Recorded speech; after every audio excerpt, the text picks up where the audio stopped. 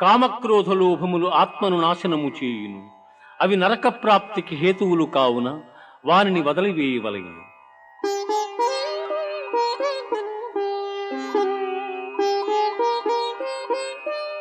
యశాస్త్ర విధిముత్సృజ్య వర్తతే కామకారతః న స సిద్ధిమవాప్నోతి న సుఖం న పరాంగతిం.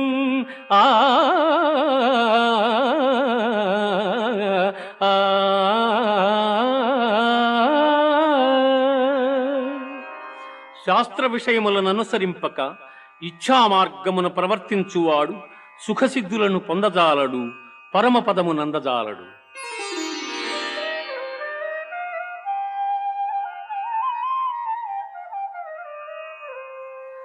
త్రివిధా భవతి శ్రద్ధా